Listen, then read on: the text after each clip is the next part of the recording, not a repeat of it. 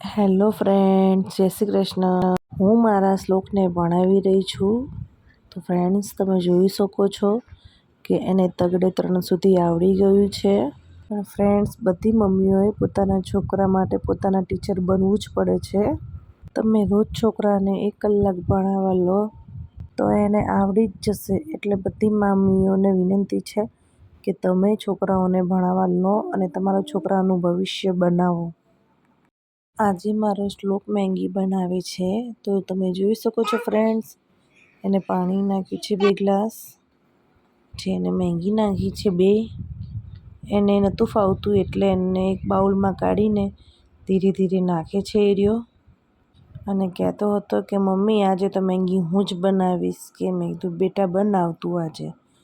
હવે ધીમે ધીમે ચમચીથી તે હલાવે છે, એને ફાવે એમ કરે છે. આજે મેગી એ જ બનાવશે, હું નહીં બનાવું. એને મેગી ખાવી છે તો એ શીખી જશે. તો મારે કોઈ દિવસ ચિંતા નહીં રહે કે મારો શ્લોક ભૂખ્યો રહેશે. મસાલાની 2 પડીકીઓ નાખી દીધી છે, તેને મહી અને પાછું હલાવે છે. એ ધીરે ધીરે હલાવે છે કારણ કે તેને બરાય છે. એટલે હવે એ ઢાંકણું ઢાંકી દેશે. ચડવા મૂકી દીધી છે. થોડી વાર રહીને આપણે ચેક કરશું કે આપણી મેગી કેવી બની છે. તો 5 મિનિટ થોડું ચડવા દઈશું. તો આપણી 5 મિનિટ થઈ ગઈ છે. આપણી મેગી ચડી ગઈ છે. તો જોઈ શકો છો ફ્રેન્ડ, કેટલી સરસ બનાવી છે શ્લોકે. ઓહ વાવ, કેટલી સરસ બનાવી છે શ્લોકે તો મેગી. વાહ, મારા શ્લોકને તો મેગી બનાવતા આવડી ગઈ નહીં શ્લોક? હવે તો તને આવડી ગઈ છે ને મેગી બનાવતા? તો મને આવડી ગઈ. દાંતે મેગી બનાવીને ખાઈશ. ઓકે, સરસ. હવે તું જાતે મેગી બનાવીને ખાજો. હું નહીં બનાવી દઉં. તો ફ્રેન્ડ્સ, તમને અમારો વિડીયો કેવો લાગ્યો એ કોમેન્ટમાં જરૂર કહેજો. અને લાઈક, શેર અને સબસ્ક્રાઈબ કરજો. મારી મેગી તો આજ સરસ ટેસ્ટી લાગે છે મને તો મેગી આજે.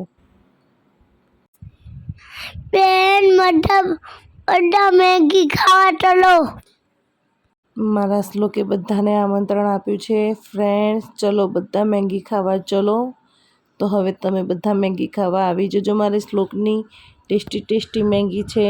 મારા શ્લોકભાઈને ભૂખ લાગી ગઈ છે તો તે બેસી ગયો છે મેગી ખાવા. શ્લોકે બેસી ગયો છે અને મારો હર્ષિવે પણ બેસી ગયો છે. કેવું લાગે શ્લોક? મસ્ત લાગે. હે? મસ્ત. આમ તાકીને બોલજો, કેવું લાગે? મસ્ત લાગે મમ્મી. મેગી કોને બનાવી? મેં.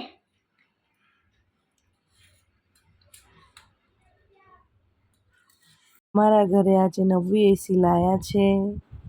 અમે બધા આજે હોટલમાં જમવા આવ્યા છે. આ છે અમારું ફેમિલી.